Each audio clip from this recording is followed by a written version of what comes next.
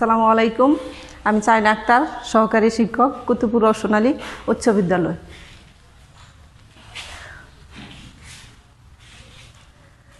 প্রিয় শিক্ষার্থীরা, তোমাদের সবাইকে আন্তরিক শুভেচ্ছা। আজকে আমি তোমাদের বাংলা প্রথম পত্রের প্রথম গল্প অতিথি স্মৃতি পড়াবো। অতিথি স্মৃতি গল্প লিখেছেন শরৎচন্দ্র চট্টোপাধ্যায়। আমরা প্রথমে লেখক পরিচিতি জানব।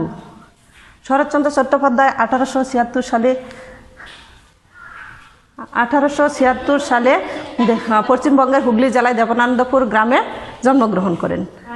এই দেবনানন্দপুর গ্রাম হচ্ছে তার পিতার বাড়ি।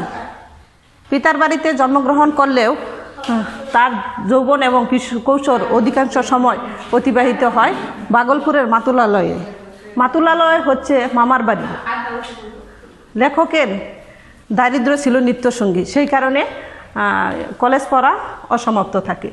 তখন তিনি কি করেন, ভাগ্যের সন্ধানে রেঙ্গুইন গমন করেন। রেঙ্গুইন যে ওইখানে অবস্থান করেন 1903 সাল থেকে 16 সাল পর্যন্ত, এবং ওইখানে যেয়ে তিনি সাহিত্য চর্চা আত্মনিয়োগ করেন। তার লেখা বড় দিদি উপন্যাস 1960 সালে ভারতীয় পত্রিকায় প্রকাশিত হয়। ভারতীয় পত্রিকায় প্রকাশিত হওয়ার মাধ্যমে চারিদিকে তার খ্যাতি ছড়িয়ে পড়ে। এরপর লেখক 1960 সালে যে বড় দিদি প্রকাশিত হয়, প্রকাশিত হওয়ার পর সুনাম ছড়িয়ে পড়লে তিনি একের পর এক কাব্য, গল্প, উপন্যাস লিখতে থাকেন। লেখার পর পাঠকের হৃদয় জয় করেন এবং জনপ্রিয় লেখক হিসেবে পরিচিতি লাভ করেন। সাহিত্যের তার যে সাহিত্য ছিল, সে সাহিত্যগুলো সাধারণ মানুষের আবেগকে কেন্দ্র করে লিখেছেন। সাহিত্যে অসামান্য প্রতিভার কারণে লেখক কলকাতা বিশ্ববিদ্যালয় থেকে ডিলেট উপাধি লাভ করেন। এই শরৎচন্দ্র চট্টোপাধ্যায় একজন কালজয়ী লেখক ছিলেন। তিনি 1938 সালে মৃত্যুবরণ করেন। তোমাদের নৈবিত্তিকে সুবিধার জন্য বা জ্ঞানমূলক সুবিধার জন্য উপন্যাসগুলো আলাদাভাবে আমি লিখছি। উপন্যাসগুলো হলো পল্লী সমাজ,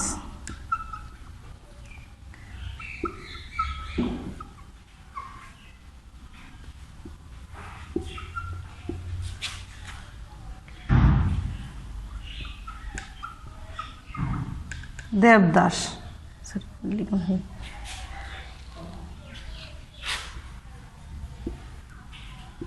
শ্রীকান্ত। শ্রীকান্ত লিখেছেন 4 খণ্ড।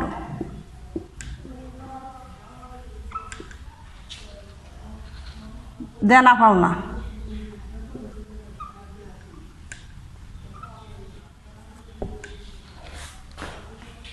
গৃহদাহ,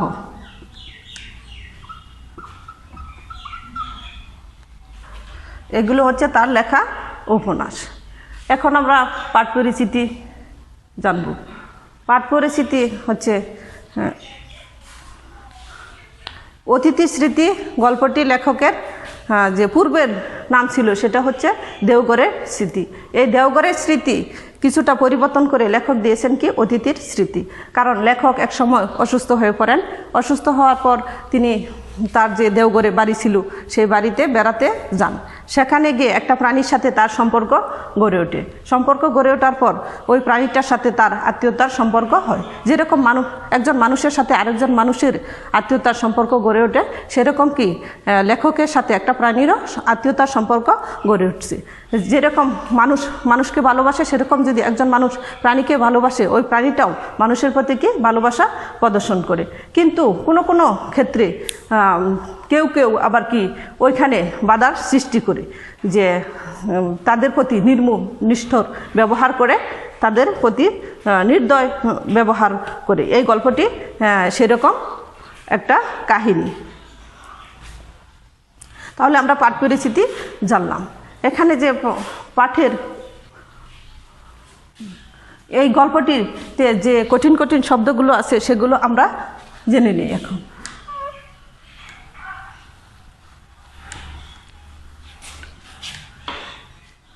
যেমন দেওঘরে,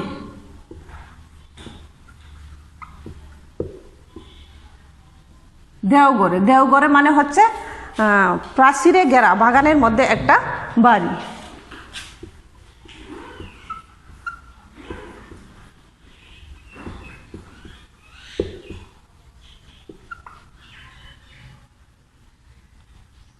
বায়ু পরিবর্তন, বায়ু পরিবর্তন হচ্ছে আবহাওয়া পরিবর্তন, এক স্থান থেকে অন্য স্থানে যাওয়া বা ঘুরে আসা। ভজন, ভজন হচ্ছে হিন্দু দেবদেবীদের সন্তুষ্টি করার জন্য মহিমা কীর্তন বা প্রার্থনামূলক গান।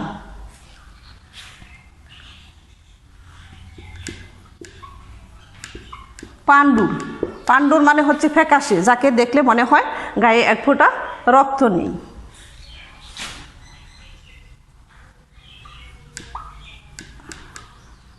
আসামি, আসামি বলতে সাধারণত বোঝায় যে কোনো অপরাধী অভিযুক্ত ব্যক্তিকে, কিন্তু এই গল্পে আসামি বলতে রোগাক্রান্ত ব্যক্তিকে বোঝানো হয়েছে।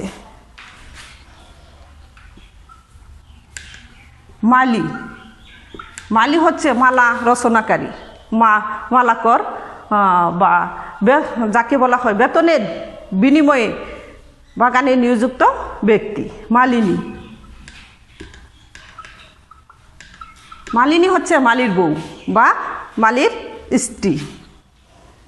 বেদ, বেদ, বেদ হচ্ছে যারা পাখি চালান করে, যা পাখি চালানকারী, পাখি নিয়ে কি করে ব্যবসা করে। ডের, ডের, ডের হচ্ছে অনেক। তাহলে আমরা এই গল্পে যে কঠিন কঠিন শব্দ আছে সেগুলো শব্দার্থ জেনে নিলাম। এখন আসো আমরা গল্পে আসি।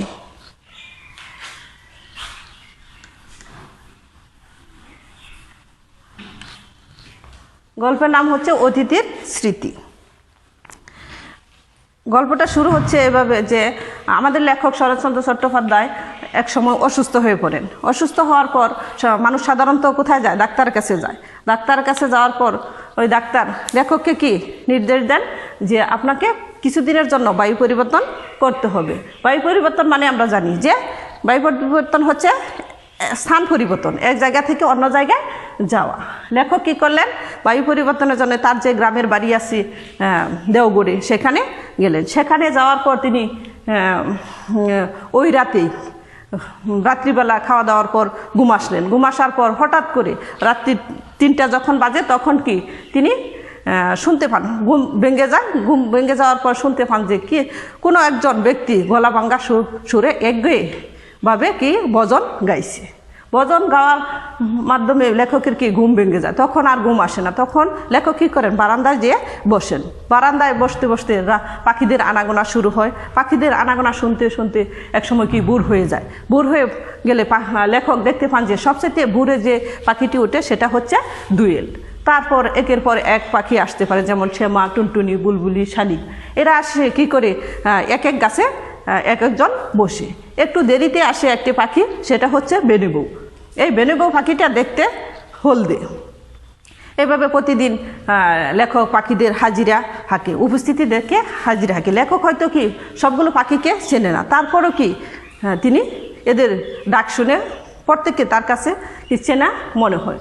এভাবে বেনুবউ পাখি হঠাৎ করে লেখক দেখেন 2-3 দিন আসছে না। তখন লেখকের মনে ভয় জাগে যে এদেশে তো বেদের অভাব নেই, হয়তো বেদেরা এই পাখি দুটোকে ধরে চালান করে দিয়েছে। কিন্তু 2 দিনের মাথায় লেখক আবার দেখতে পান যে পাখিচূড়া এসেছে। তখন লেখকের ভাবনা কেটে যায়। এভাবে লেখকের সকালবেলা কাটে। বিকেলবেলা, প্রতিদিন বিকেলে লেখক কী করেন? গেট খুলে রাস্তার ধারে বসেন। বৈশা প্রথমে যাদের দেখেন তারা হলো একদল মেয়ে। এই মেয়েরা দল বেঁধে যাচ্ছে, মধ্যবয়সী মেয়ে। এদের লেখক মনে করেন এদের তাদের বেশভূষা দেখে মনে হয় লেখক এরা হচ্ছে মধ্যবিত্ত গৃহস্থর ঘরের মেয়ে। এরা কি গরমের সময় তারপরে কি আট করে মোজা পরা এবং কি কারো কারো জামা পায়ের পাতা পর্যন্ত। এদের যে রূপ সেটা হচ্ছে বেরি বেরি। এরা ওই লজ্জা ডাকার জন্য কি করে মোজা পরে গরমকালে এবং কি লম্বা পরে জামা পরে। এই রোগে সাধারণত কি পা ফুলে যায়। লেখকের সবচেয়ে বেশি দুঃখ হয় একটি দরিদ্র ঘরের মেয়েকে দেখে। মেয়েটিকে দেখলে মনে হয় যে পাণ্ডুর শব্দের অর্থ আমরা জানি যে যাকে দেখলে মনে হয় গায়ে এক ফোঁটা রক্ত নেই। ওই মেয়েটি অবস্থা এরকম, একা চলে, সবসময় সে একা চলে, কিন্তু তার সঙ্গে কি 3টা ছেলে মেয়ে, গায়ে শক্তি নেই, তারপরও কি নিজের চলার মতো শক্তি নেই, তারপর সে ছোটো বাচ্চাটিকে কোলে নিয়ে চলে। লেখকের এই মেয়েটিকে দেখে খুব দুঃখ হয়। এভাবে লেখকের বিকেলবেলা কাটে। তারপর সন্ধ্যাবেলায় লেখক খেয়াল করেন যে সন্ধ্যা হওয়ার পূর্বেই একদল মধ্যবয়সী বা আধা বয়সী বৃদ্ধ এরা কি করতেছে, সন্ধ্যা হওয়ার পূর্বেই ক্ষুধাহরণের কর্তব্যটা শেষ করে তারা বাড়ি ফিরছে। এরা সাধারণত বাদ বেদিগ্রস্ত। লেখক তাদের দেখে ভরসা পেল যে আমি একটু বেরিয়ে আসি গে। তখন লেখক সাহস করে কি বেড়াতে বের হলো। বেড়াতে একা হাঁটতে হাঁটতে যখন সন্ধ্যার দিক, তখন বাসায় ফিরবে। বাসায় ফেরার পথে লেখক মনে মনে ভাবছে সবাই দল বেঁধে হাঁটছে আর আমি সম্পূর্ণ একা হাঁটছি। তখন পিছনের দিকে তাকিয়ে দেখে যে লেখক একা নয়, সাথে আছে একটি কুকুর। লেখক তখন কুকুরটিকে জিজ্ঞেস করে, কিরে তুই আমার সঙ্গে যাবি, চল আমাকে বাসায় পৌঁছে দিবি। তখন লেখকের হাঁটার সঙ্গে সঙ্গে কুকুরটিও কি করে, হাঁটে এবং শেষ পর্যন্ত গেট পর্যন্ত যায়। তখন লেখক বাড়ির চাকরকে বলে যে গেট লাগাবি না, এই কুকুরটিকে বাসায় আসতে দে। লেখকও আসতে সম্বোধন করে, কিন্তু কুকুরটি কি ওই দিন যাওয়ার সাহস পায় না। পরের দিন লেখক আবার বিকেল টাইমে দরজা খুলে বের হয়। বের হওয়ার পর দেখে যে কুকুরটি আবার ওইখানে দাঁড়িয়ে। তখন লেখক আবার বেড়াতে যাওয়ার সঙ্গে সঙ্গে কুকুরটি যায়। তখন বলে যে তুই কি আমার অতিথি হবি, চল আমার সঙ্গে। তখন আবার পরের দিন ঘুরে আসে গেটের সামনে। তখন লেখক বলে যে কিরে আয়, বাসায় আয়। ওই দিন বাসায় ঢোকার পর লেখক চাকরদের ডেকে বলে যে আমার বাড়িতে অনেক খাবার কি বাসি, এবং ওই খাবারগুলো ফেলে দেওয়া হয়। ওই খাবারগুলো যেন ফেলে না দিয়ে কুকুরকে কি দেওয়া হয়। লেখক বলে দোতলায় চলে যান। এভাবে লেখকের সময় কাটে। পরের দিন আবার বেরোতে বের হয়, কুকুরকে জিজ্ঞেস করে যে কিরে আজকে মাংস রান্নাটা কেমন হয়েছিল, হাড্ডিগুলো চিবুতে কেমন লাগলো। কুকুরটি কি করে, লেসলারে জবাব দেয়। এই লেসলারা যে নাবুদক এবং হাবুদক দুইটা বোঝায়, কিন্তু লেখক কি সব কিছু হাবুদকি বুঝেন। এভাবে লেখকের সময় কাটে। তারপর এক সময় লেখক কি 2-3 দিন অসুস্থ হয়ে পড়েন। লেখক দোতলার উপরে থাকেন এক রুমে, কিন্তু ওইখানে 2 দিন নিচে নামে না। নামার সুযোগে এদিকে মালিবউ আছে। মালিবউ কী করে, কুকুরকে মারধর করে এবং না খাইয়ে রাখার পর যখন দুপুরবেলা, তখন কি বাড়ির চাকর বাকররা, মালিনীরা সবাই ঘুম আসে।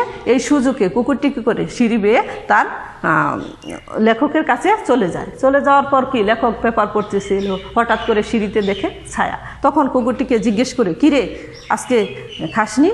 তখন কুকুরটির কি চোখ ছলছল করার পর লেখক বুঝতে পারে যে হয়তো কুকুরটিকে কি খাবার দেওয়া হয়নি। তখন লেখক চাকরদের ডাকার শব্দ শুনে কুকুরটিকে ভয়ে দৌড়িয়ে পালায়। তখন চাকরদের জিজ্ঞেস করায়, চাকররা বলে যে কুকুরটিকে কি ওই দিন খাবার দেওয়া হয়নি, এবং কি বরং মারধর করে সে মালিনী, এবং যে খাবার বেঁচেছে সেগুলো কি করছে, সে চেঁচে নিয়ে গেছে। এভাবে নানান ছলে লেখক কী করলো, কুকুরের প্রতি মায়া মহব্বত এর কারণে সে আরও 2 দিন থেকে গেল। অবশেষে তাকে কি বাড়িতে যেতে হবে। তখন তার বাড়ি যাওয়ার জন্য গাড়ি আসলো। তার যে মালপত্র সেগুলো কি কুলিরা নিতে লাগলো। কুকুরটিও সাথে সাথে কি করলো, চলাফেরা করতে লাগলো, সাথে যেন কোনো মাল যেন খোয়া না যায়। এভাবে মালপত্র ওঠানোর পর যখন গাড়ি ছেড়ে দিল, কুকুরটিও কি সাথে সাথে যেতে শুরু করলো। লেখক যখন স্টেশনে যায় ট্রেনের টিকিট কাটবে, ওই সময় যায় দেখে কুকুরটি ওইখানে উপস্থিত। তখন লেখকের মনে হলো যে কুকুরটি তাকে প্রচণ্ড ভালোবেসেছে। তখন লেখক সবাইকে বকশিশ দিল, যারা কাজ করছে সবাইকে বকশিশ দিল, কিন্তু কুকুরটিকে বকশিশ দিতে পারলো না, কারণ সে একটা প্রাণী, তাকে বকশিশ দিলে কোনো লাভ হবে না। এভাবে লেখকের ট্রেন ছেড়ে দিল। ট্রেন ছেড়ে দেওয়ার পর যতক্ষণ পর্যন্ত লেখককে দেখা গেল, ততক্ষণ পর্যন্ত জানালা দিয়ে ততক্ষণ পর্যন্ত কুকুরটি তাকিয়ে রইল। লেখকের বাড়ি যাওয়ার যে একটা আনন্দ, সেটা লেখক কখনো অনুভব করতে পারেনি। তার চিন্তা ছিল যে এই ক্ষুদ্র প্রাণীটির মতো আর কোনো প্রাণী শহরে আছে কিনা, তার এরকম অনুভব হতে লাগলো। এটা হচ্ছে এই গল্পের মূল বিষয়। এইখান থেকে যে জ্ঞানমূলক প্রশ্নগুলো আসতে পারে বা বহু নির্বাচনী প্রশ্নগুলো আসতে পারে, সেগুলো হলো যে লেখক কেন বায়ু পরিবর্তনের জন্য গিয়েছিলেন। আমরা অবশ্যই জানি যে লেখক কেন বায়ু পরিবর্তনের জন্য গিয়েছিলেন, চিকিৎসকের আদর্শে। ভজন কি আসতে পারে, যে ভজন হচ্ছে হিন্দু ধর্মের দেবদেবীদের সন্তুষ্টি করার জন্য যে গান গাওয়া হয়। তারপর ভজন কয়টায় শুরু হয়, রাত্রি 3টার দিকে। সবচেয়ে ভোরে ওঠে কোন পাখি, দোয়েল। একটু দেরিতে আসে কোন পাখি, বেনেবু। এই বেনেবু পাখির রং কি।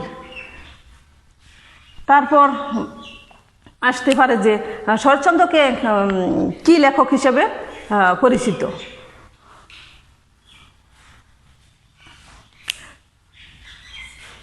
সবাই বকশিস পেল, কে পেল না। শরৎচন্দ্র চট্টোপাধ্যায় কত সালে খ্যাতি অর্জন করেন, বা তার লেখা বড় দিদি কত সালে ভারতীয় পত্রিকায় প্রকাশিত হয়, বা কোন পত্রিকায় প্রকাশিত হয়। এরকম জ্ঞানমূলক প্রশ্নগুলো আসতে পারে, তোমরা অবশ্যই পড়বে আর গল্পটা সুন্দর করে বাসায় পড়বে। এবং তোমাদের এখন বাড়ির কাজ।